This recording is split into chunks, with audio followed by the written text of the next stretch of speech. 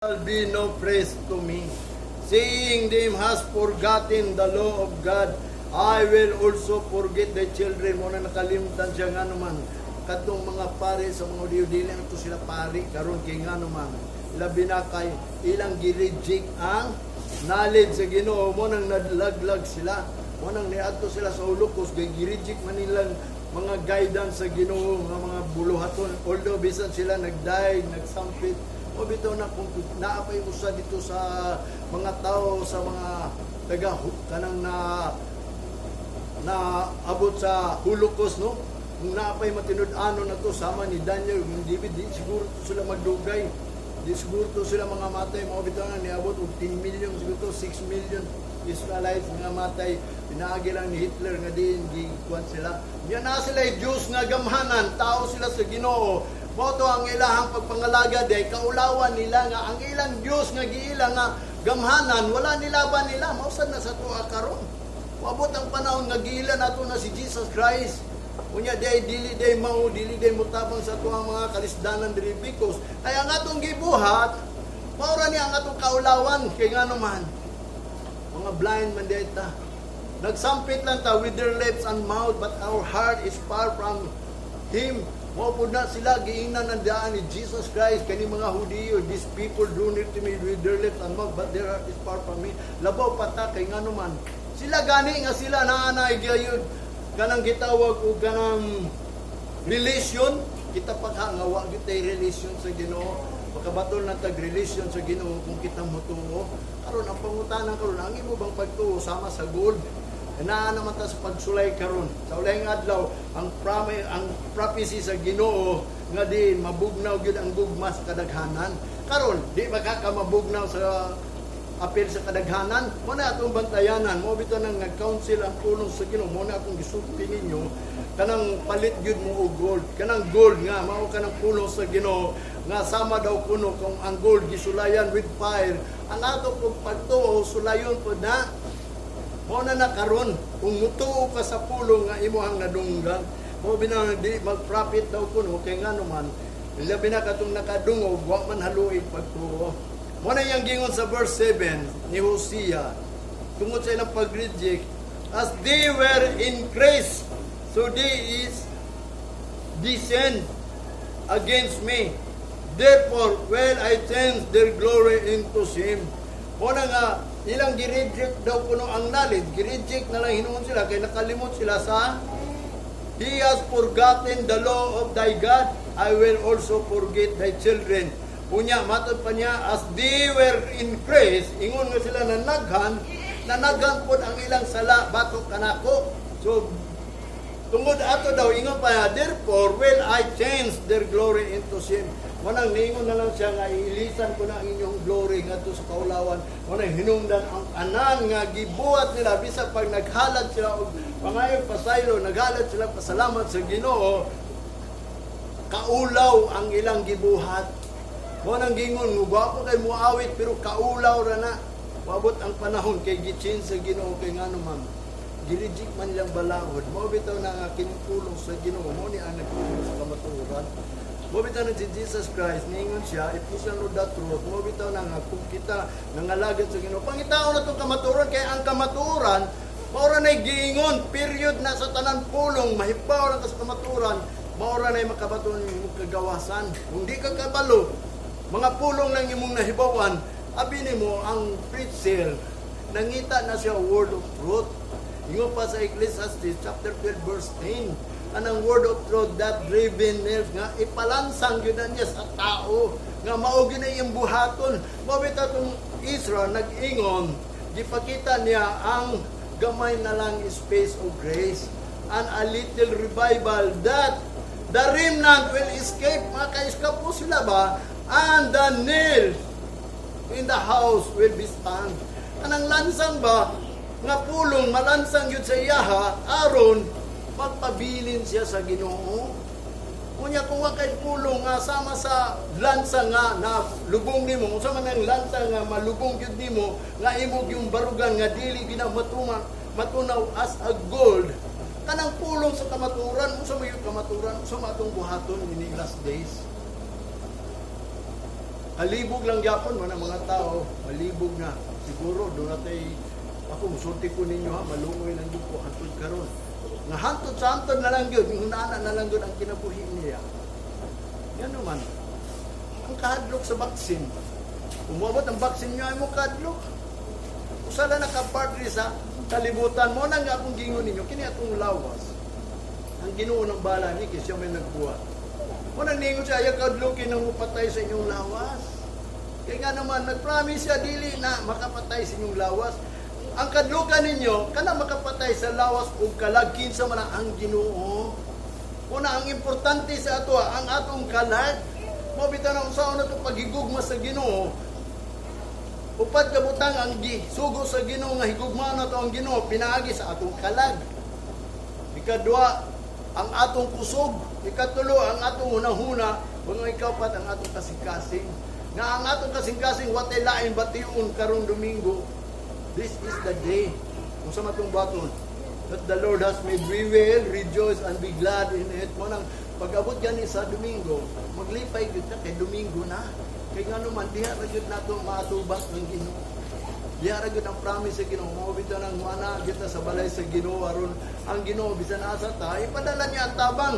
Mo nang gingon ni David sa Psalm chapter 20, iyang isend na ang tabang gikan sa sanctuary. Kaya nga naman, ma-remember ang Ginoo nga ikaw nag-offer og sacrifice niya sa Ginoo. Basahan na ninyo ng Psalm chapter 20. Aron may bawan yun ninyo kung unsay tabangan, kung kinsay tabangan sa Ginoo. Muna iyang gingon, nag-increase sila, na-increase po ang ilahang sala. Kaya nga naman, gitsin sa Ginoo ang glory ngadto sa sim. O po ni kinato ang paghimaya sa Ginoo, basiday kaulawan ra ni nato. Mo bitaw na nag-search ang pastor, nagsudyod what is acceptable. Mo bitaw nang mingon ko, Lord, unsa magmi-mensahe nimo para namo? Mo na kung gingon ninyo, ayaw gyud mo pagbiya ni balay sa Ginoo. Bisag ngun ini kay ngano man mao ni sa sinugdanan pa lang ningon si Moses. Moses, sultihin ako mga katawan nga buhatan ko niya balay aron makig-uban ko nila. Kung walay balay sa Ginoo, dili makig-uban ang Ginoo. O bitaw na, kung ikaw karon wa kay balay sa Ginoo, aso mang balay sa Ginoo kanang imong balay? O bitaw na ningon siya, unsang balaya nga inyong buhaton ako? Ako na ning gibuhat ang langit ug yuta niya, magbuhat mo balay para nako. Mo nang gisulti sa pulong sa Ginoo nga ang balay nga gusto sa Ginoo kanang dili binuhat og kamot sa tao kundi dili kanang binuhat sa Ginoo. Unsa may balay nga buhaton sa Ginoo kanang iyang gitukod nga diin kanang church kanang balay nga matukod sa bato, which is ang bato mao na si Kristo. Kanang mga pulong unsaon ni mga mahimok ang church kanang mag-unite yun ka. Ang dili daw mo gather ingon ni Jesus Christ, who will not gather unto me shall astray abroad. Mo nang nangawala ang dili mo gather, mo na ningon ang Hebrews, not forsaking the assembling. Kay kanang pag-assemble together in the name of the Lord, mo nang gingon, I am in the midst of them.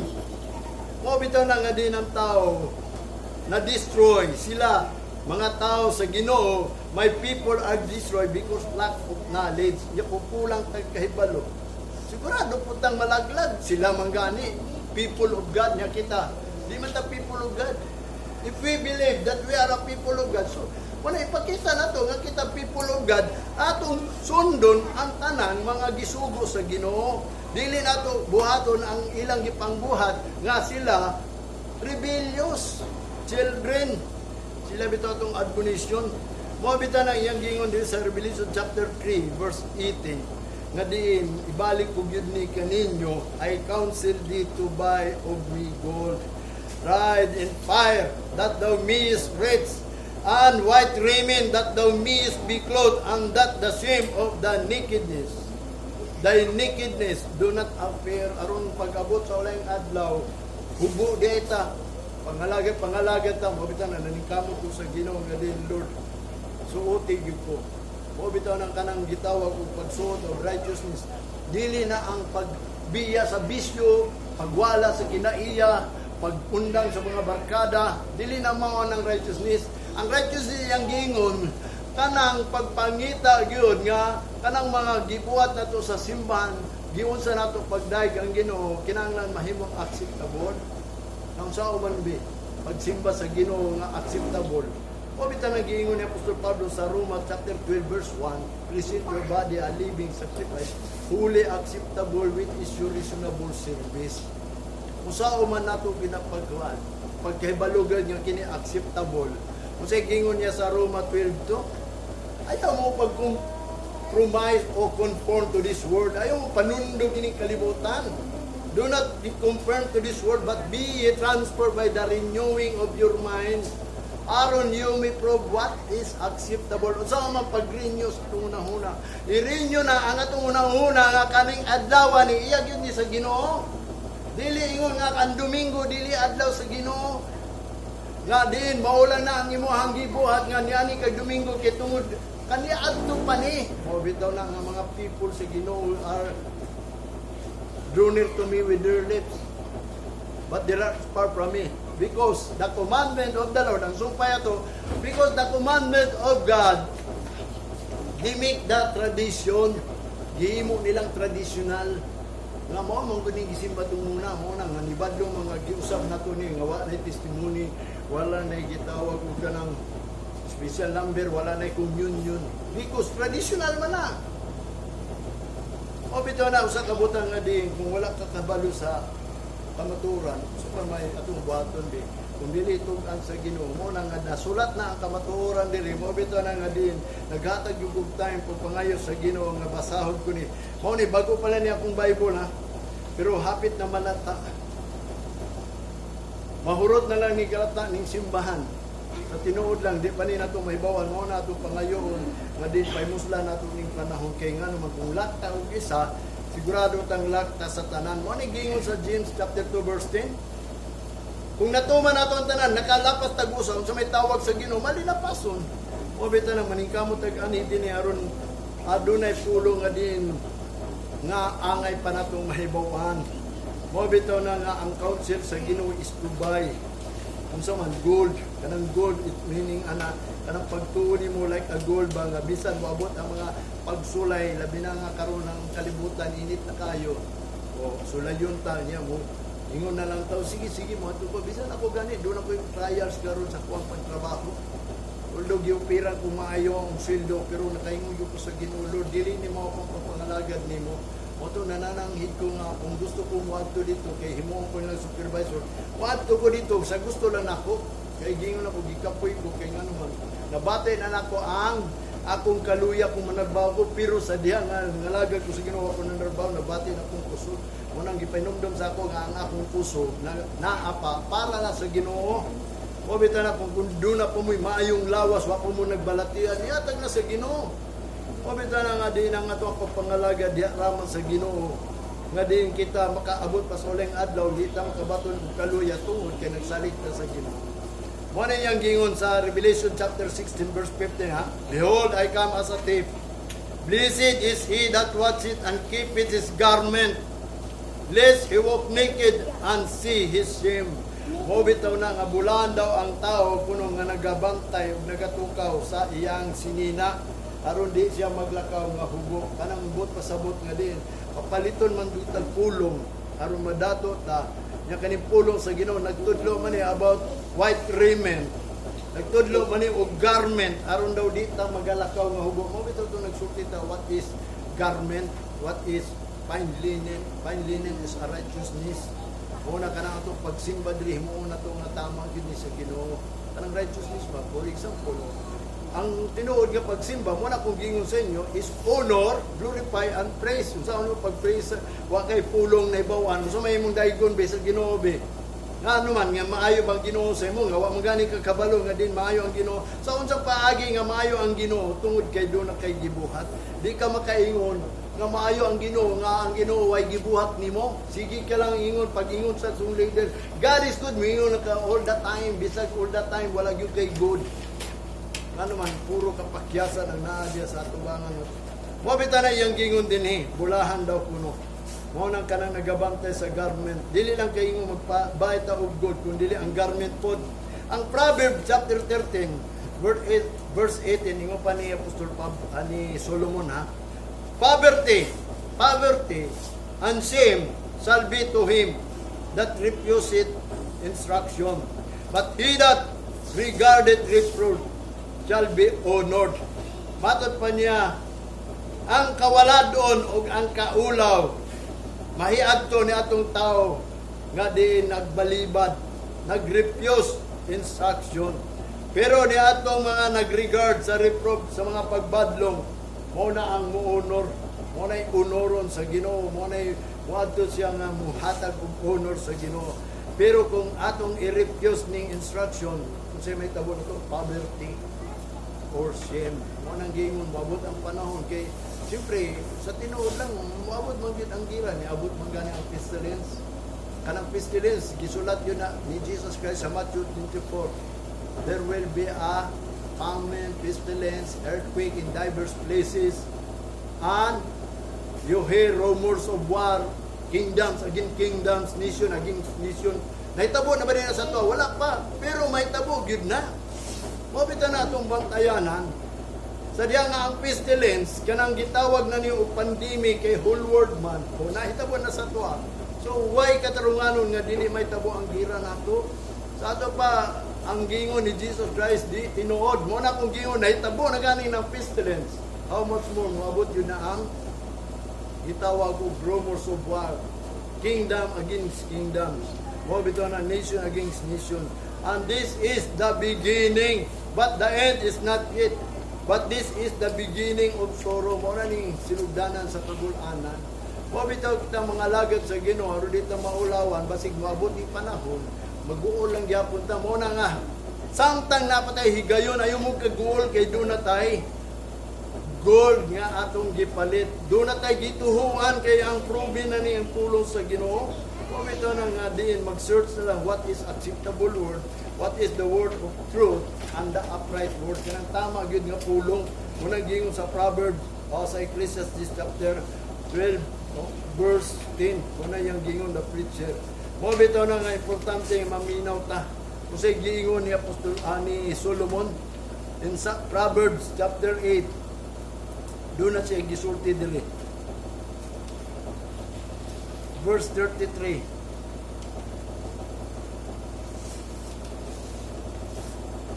To 36. Nga pa ni Solomon dili ha. Hear instruction and be wise, and refuse it not. Blessed is the man that heareth me, watching daily at my gate, waiting at the post of my doors. For whose findeth me, findeth life, and shall obtain favor of the Lord. But he that sinneth against me, wrongeth his own soul. All they that hate me loved it.